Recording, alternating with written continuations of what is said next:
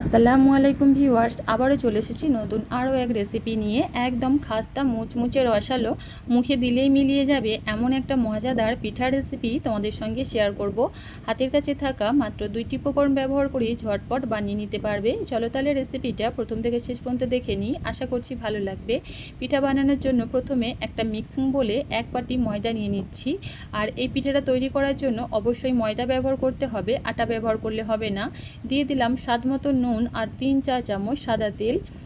তবে তোমরা চাইলে তেলের পরিবর্তে ঘি ব্যবহার করতে পারো। সমস্ত কিছুকে খুব ভালোভাবে হাত দিয়ে ঘষে ঘষে একটু সময় নিয়ে ময়দাটাকে ময়ান দিয়ে নিতে হবে। তো দেখতেই পাচ্ছ খুব ভালোভাবে ময়দাটা এখানে আমি ময়ান দিয়ে নিয়েছি। আর এই পর্যায়ে আলতো হাতে মুঠ করলে ময়দাটা ভালোভাবে দলা পেকে যাচ্ছে। ঠিক এইভাবে ময়দাটা ময়ান দেওয়া হলে পিঠাগুলো অনেক বেশি খাস্তা আর মুচমুচে হবে। এদিকে একটা বোলের মধ্যে একটা ডিম ফাটিয়ে নিয়েছি, আর এই ডিম থেকে হলুদ অংশ বা কুসুমটা উঠিয়ে নিচ্ছি। আর ডিমের সাদা অংশটা আমরা ময়দার মধ্যে অ্যাড করে দিচ্ছি। আর এই ডিমের কুসুমটা একটা সাইডে রেখে দেব, এটা পরবর্তীতে আমরা কাজে লাগাবো। আবারও ময়দাটাকে খুব ভালোভাবে মেখে নিতে হবে ডিমের সাদা অংশের সাথে। তো খুব ভালোভাবে মেখে নেবার পর অল্প অল্প করে পানি অ্যাড করে এখানে একটা শক্ত ডো বানিয়ে নিতে হবে। পানিটা একেবারে খুব বেশি পরিমাণ ব্যবহার করবে না, অল্প অল্প করে দিয়ে ডোটাকে ভালোভাবে তৈরি করে নিতে হবে। আর পিঠার এই ডোটা খুব বেশি নরম করে বানালে হবে না, একটু শক্ত করে এই ডোটাকে মেখে নিতে হবে। তো দেখতেই পাচ্ছ বন্ধুরা, এখানে ডোটা কিন্তু খুব সুন্দরভাবে আমি তৈরি করে নিয়েছি। তারপর আবারও 2 চা চামচের মতো এই পর্যায়ে সাদা তেল অ্যাড করে ডোটাকে 2 থেকে 3 মিনিট খুব ভালোভাবে মথে নিচ্ছি। তো এখানে কিন্তু পিঠা তৈরি করার জন্য ডোটা একদম পারফেক্টভাবে রেডি। ওপর থেকে সামান্য একটু তেল ডোয়ের মধ্যে খুব ভালোভাবে বুলিয়ে নিচ্ছি, যাতে ডোয়ের ওপরের অংশটা কোনোভাবে ড্রাই না হয়। ঢাকা দিয়ে ডোটাকে 10 থেকে 15 মিনিটের মতো রেস্টে রেখে দেবো। আর অবশ্যই কিন্তু এই সময়টুকুর জন্য ডোটাকে রেস্টে রাখতে হবে।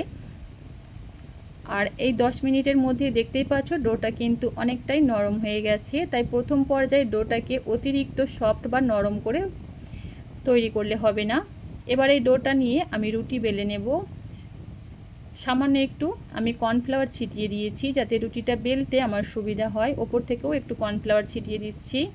তবে এখানে রুটিটাকে একদম রুটির মতো পাতলা করে বেললে হবে না, একটু মোটা রেখে আমি রুটিটা বেলে নিচ্ছি। দেখতেই পাচ্ছ ঠিক কীভাবে আমি রুটিটা এখানে বেলে নিয়েছি। ওপর থেকে আবারও আমি কর্নফ্লাওয়ার ছিটিয়ে দিচ্ছি। আর এখানে কিন্তু কর্নফ্লাওয়ারটাই ব্যবহার করতে হবে, কোনো রকম ময়দা ব্যবহার করলে হবে না।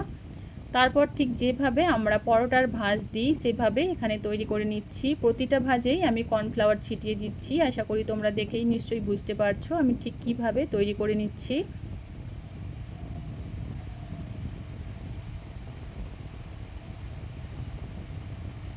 তো এই তো এখানে কিন্তু খুব সুন্দরভাবে আমি পরোটার শেপটা দিয়ে নিয়েছি। তারপর ডোটাকে আমি আবারও 10 মিনিটের মতো রেস্টে রেখে দিয়েছিলাম। তো 10 মিনিট পর এবার আমি এটাকে বেলে নিচ্ছি। হাতে এইভাবে একটু চ্যাপটা করে দিচ্ছি বা প্রেস করে দিচ্ছি, যাতে বেলতে সুবিধা হয়।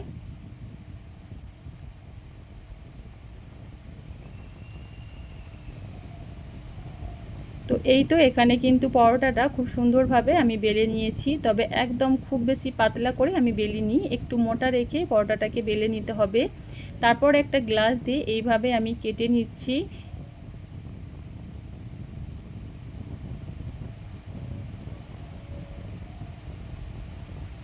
তো দেখতেই পাচ্ছ বন্ধুরা, এখানে কিন্তু পিঠা তৈরি করার জন্য সিটগুলো খুব সুন্দরভাবে আমি তৈরি করে নিয়েছি। আর একইভাবে পিঠা তৈরির সিটগুলো আমি তৈরি করে নিয়েছি।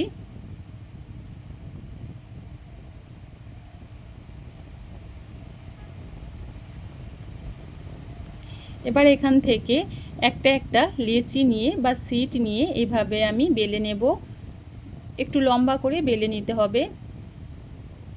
সামান্য একটু কর্নফ্লাওয়ার ছিটিয়ে দিয়েছি বেলতে সুবিধার জন্য। আর এই পিঠাগুলো তৈরি করার জন্য আমাদের এক একটা পিঠার জন্য 3টে করে সিট লাগবে। তো আমি 3টে বেলে নিচ্ছি আগে। তো দেখতেই পাচ্ছ বন্ধুরা, এখানে প্রায় 3টে সিট বা লুচি আমি বেলে নিয়েছি, যেটাই বলি না কেন। তবে একটু একটু লম্বা করে এগুলোকে বেলে নিতে হবে।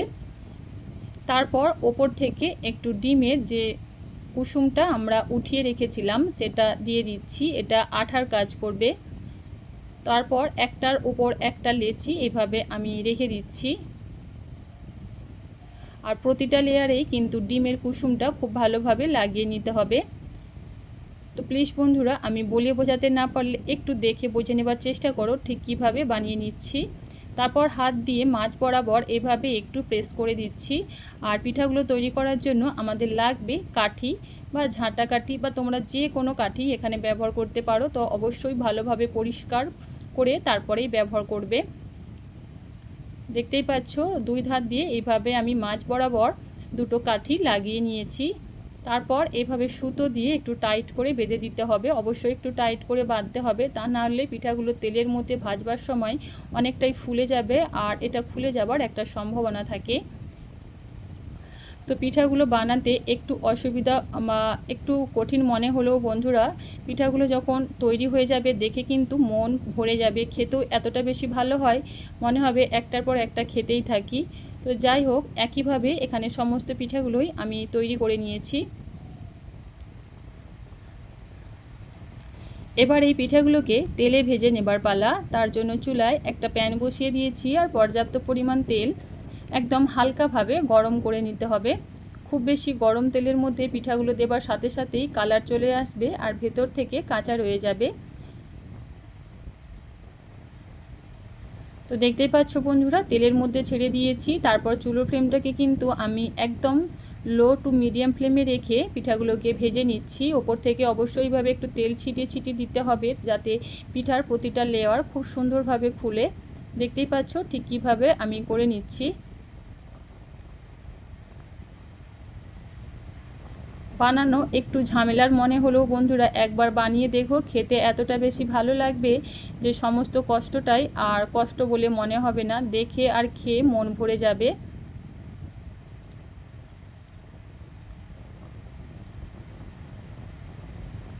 একটু সময় নিয়ে পিঠাগুলোকে ভালোভাবে ভেজে নিতে হবে, যাতে ভেতর পর্যন্ত খুব সুন্দরভাবে কুক হয় বা ভাজা হয়।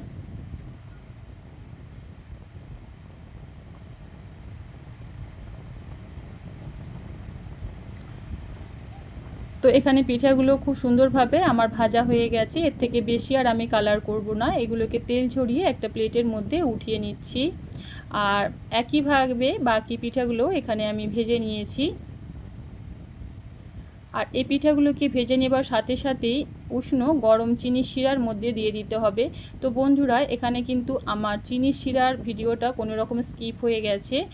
আমি এখানে চিনি শিরাটা বানানোর জন্য 1 বাটি চিনি আর 2 বাটি পানি ব্যবহার করেছিলাম। তার সাথে দিয়ে দিচ্ছি 2টা এলাচ সুন্দর একটা ফ্লেভারের জন্য, আর সামান্য একটু অরেঞ্জ ফুড কালার ব্যবহার করেছিলাম যাতে দেখতে সুন্দর লাগে, আর কিছুই না।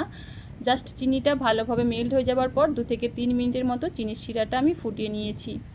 তো এই তো এখানে কিন্তু আমি পিঠাগুলো চিনির শিরার মধ্যে উল্টে পাল্টে কোট করে সাথে সাথে তুলে নিচ্ছি। আর এই সময়ের মধ্যেই পিঠাগুলো কিন্তু সুন্দরভাবে চিনির শিরা শোক করে নেবে। খুব বেশিক্ষণ সময় রাখবে না, তাহলে কিন্তু পিঠাগুলো অনেকটাই নরম হয়ে যাবে, খেতে ভালো লাগবে না। তারপর এই যে এভাবে কাঠিগুলো খুলে নিচ্ছি, খুবই সহজ, কাঠিগুলো খুলে নিতে পারবে। দেখতেই পাচ্ছ এখানে পিঠাগুলো কতটা বেশি সুন্দর আর লোভনীয় লাগছে, একটা খেলেই কিন্তু মন প্রাণ ভরে যাবে। তো আজকের আমার এই সহজ ও মজাদার কাপরাঙ্গা পিঠার রেসিপি তোমাদের কেমন লাগলো অবশ্যই কমেন্ট করে জানিও। রেসিপিটা ভালো লাগলে চ্যানেলটা সাবস্ক্রাইব করে পাশে থাকার অনুরোধ রইল। আজ তাহলে